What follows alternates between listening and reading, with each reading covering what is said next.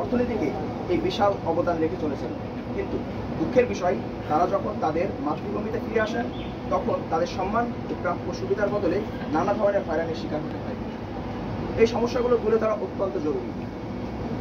প্রবাসীরা এয়ারপোর্টে যে ধরনের প্রধান সমস্যাগুলো প্রতিনিয়ত ফেস করেন তা নিম্নে তুলে ধরা হল। 1. খারাপ ব্যবহার। এয়ারপোর্টে প্রবাসীদের সঙ্গে দায়িত্বপ্রাপ্ত কর্মকর্তা ও কর্মচারীদের খারাপ ব্যবহার প্রায় ঘটে থাকে, যা তারা যথাযথ সম্মান পান না, যা অত্যন্ত কষ্টদায়ক। 2. অযথা বিলম্ব। বিমানবন্দরে ইমিগ্রেশন ও অন্যান্য প্রক্রিয়ায় অযথা বিলম্ব করা হয়, যা প্রবাসীদের ভ্রমণকে অনেক বেশি কষ্টকর করে তোলে। 3. লাগেজ হারানো ও ক্ষতি। প্রবাসীদের লাগেজ হারিয়ে যাওয়া, ক্ষতিগ্রস্ত হওয়া বা সময় মতো তাদের হাতে না পৌঁছানো, এ ধরনের ঘটনা প্রায়ই ঘটে থাকে। তাদের কষ্টার্জিত টাকায় কেনা পরিবারের জন্য পছন্দের জিনিসপত্র অনেক সময় হারিয়ে যায়, যা তাদের জন্য হতাশাজনক ছাড়া আর কিছুই না। 4. হয়রানি। বিভিন্ন ক্ষেত্রে প্রবাসীদের অযথা হয়রানি করা হয়, যা তাদের মাতৃভূমিতে ফিরে আসার পর আনন্দকে ক্ষীণ করে দেয়। 5. ওয়াইফাই সুবিধার অভাব। প্রবাসী ভাইয়েরা যখন বিদেশ থেকে দেশে আসেন তখন তাদের কাছে ইন্টারনেট কানেকশন বা সিম কার্ড থাকে না, ফলে তারা বিমানবন্দরে তাদের আত্মীয় স্বজনের সঙ্গে যোগাযোগ করতে পারেন না। এ সময় ওয়াইফাই সুবিধার অভাব তাদেরকে ভীষণভাবে সমস্যায় ফেলে। 6. অপেক্ষমান স্বজনদের কষ্ট। বিমানবন্দরে যারা প্রবাসীদের জন্য অপেক্ষা করেন তাদের ঘন্টার পর ঘন্টা অপেক্ষা করতে হয়। তাদের জন্য বিশ্রাম ও থাকার জন্য উপযুক্ত পরিবেশের অভাব দেখা দেয়। এটি অপেক্ষমান স্বজনদের জন্য একটি বড় সমস্যা। 7. খাবারের দাম বেশি রাখা। বিমানবন্দরে বিভিন্ন খাবারের দাম তুলনামূলক অনেক বেশি রাখা হয়। প্রবাসীরা যখন দীর্ঘ যাত্রা শেষে দেশে ফিরে আসেন তখন তারা এসব উচ্চ মূল্য দেখে হতাশ হন। 8. বাংলাদেশ এয়ারলাইন্সের সেবার মান ও টিকিটের দাম। অন্যান্য এয়ারলাইন্সের তুলনায় বাংলাদেশের এয়ারলাইন্সের টিকিটের দাম অনেক বেশি হলেও সেবার মান অনেক ক্ষেত্রেও কম। যদি এটি উন্নত করা হয় তাহলে মানুষ অন্যান্য দেশের এয়ারলাইন্স ব্যবহার না করে বাংলাদেশ এয়ারলাইন্সের ব্যবহার করবে, ফলে দেশের অর্থনীতিতে আরও ইতিবাচক প্রভাব পড়বে এবং অর্থনৈতিক চাকা আরও সচল হবে। 9. এয়ারপোর্টের পরিবেশ ও পরিচ্ছন্নতা। দেশের জন্য এয়ারপোর্ট খুবই গুরুত্বপূর্ণ, কারণ এটি দেশের দরজা হিসেবে কাজ করে। বাহিরের দেশের কেউ আমাদের দেশে আসলে এয়ারপোর্টের অবস্থা দেখেই দেশের অবস্থা অনেকটাই বুঝতে পারবে। তাই প্রাথমিকভাবে আমাদের দেশের ধারণা যেন ইতিবাচক হয়, সেজন্য এয়ারপোর্টের ভেতরে ও বাহিরের পরিবেশ পরিষ্কার পরিচ্ছন্ন রাখা এবং বিদেশি আগন্তুকদের খুব ভালোভাবে সংবর্ধনা দেওয়া অত্যন্ত গুরুত্বপূর্ণ। এই 9টি সমস্যা আমি তুলে ধরেছি স্যারদের সামনে।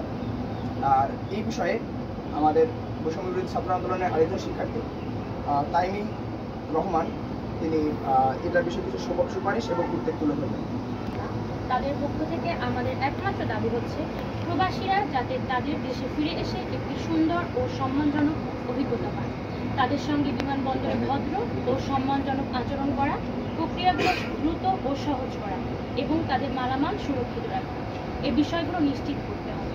এছাড়া বিমানবন্দরে ওয়াইফাই সুবিধা নিশ্চিত করা, অপেক্ষমান স্বজনদের জন্য বিশ্রাম ও থাকার উপযুক্ত পরিবেশ তৈরি করা এবং পণ্যের দাম নিয়ন্ত্রণে রাখা, এই বিষয়গুলোতেও বিশেষভাবে নজর দিতে হবে।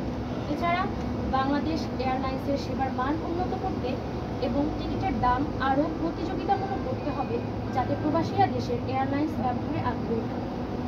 একই সাথে এয়ারপোর্টের পরিবেশ পরিচ্ছন্ন রাখা এবং আন্তর্জাতিক মানের সেবার ব্যবস্থা নিশ্চিত করে বিদেশি আগন্তুকদের কাছে আমাদের দেশের ইতিবাচক ভাবমূর্তি উপস্থাপন করতে হবে।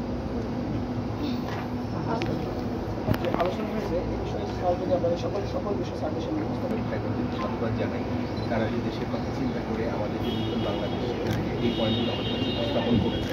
9টি পয়েন্টে আমরা প্রত্যেকটি পয়েন্টে তাদের কাছে আমাদের যে কাজগুলো আমরা করছি এবং ভবিষ্যতে আরও করবো সে ব্যাপারে আমরা তাদের কাছে এক্সপ্লেন করেছি। তাদের এক্সপেকটেশনগুলো আমি খুবই অ্যাপ্রিসিয়েট করি। আমাদের যে সম্মানিত রেমিটেন্স যোদ্ধা যারা আছে দেশের বাইরে, আপনারা জেনে থাকবেন হয়তো শাহজালাল আন্তর্জাতিক বিমানবন্দর সহ বাংলাদেশের প্রতিটি ইন্টারন্যাশনাল এয়ারপোর্টে 65 থেকে 70 যাত্রী হচ্ছে আমাদের সম্মানিত রেমিটেন্স আনার, আমাদের যাদের ডায়াস করে যারা দেশের বাইরে আছে, যাদের পাঠানো পরিশ্রম সাধ্য যে পথে আমাদের বাংলাদেশি ইকোনমি রান করে। তো আমরা সর্বোচ্চ চেষ্টা করছি এবং সিভিল এভিয়েশনের তরফ থেকে আমরা যে পদক্ষেপগুলো ইতিমধ্যে নিয়েছি সেগুলোর ব্যাপারে আমরা বলেছি। আমাদের যে প্রশিক্ষণ ব্যবস্থা, মনিটরিং সিস্টেম, টাস্ক ফোর্স গঠনের মাধ্যমে প্রত্যেকটি সংস্থার সাথে সমন্বয় করে যে কাজগুলো করা, আমরা প্রত্যেকটি তাদেরকে অবহিত করেছি এবং আর কি কাজ করা সম্ভব সে ব্যাপারে আমরা জানিয়েছি। আপনারা জেনে থাকবেন যে বর্তমানে আমাদের যে টার্মিনাল 1 এবং টার্মিনাল 2-তে যে ইন্টারন্যাশনাল এবং ফ্লাইটগুলো চলছে এবং ডোমেস্টিক এয়ারপোর্টের ফ্লাইটগুলো চলছে, সেটার সংখ্যা এবং সম্মানিত যাত্রীদের সংখ্যা বহুলাংশে বৃদ্ধি পেয়েছে। আমরা আশা করছি ইনশাআল্লাহ কয়েক মাসের মধ্যে আমরা টার্মিনাল 3 অপারেশন করতে সমর্থ হব, যেখানে কিনা স্পেস কনস্ট্রেন্ট রিলেটেড যে সমস্যাগুলো আছে সেগুলো আমাদের ইনশাআল্লাহ তারা সমাধান হয়ে যাবে। এর বাইরে আমাদের সম্মানিত যাত্রীর সাথে আমাদের ইমিগ্রেশন, কাস্টমস, বিমান Bangladesh airlines, civil aviation, security সহ প্রত্যেকটি সংস্থা যাতে সুন্দরভাবে আচরণ করে সেজন্য আমরা অলরেডি প্রশিক্ষণ করাচ্ছি।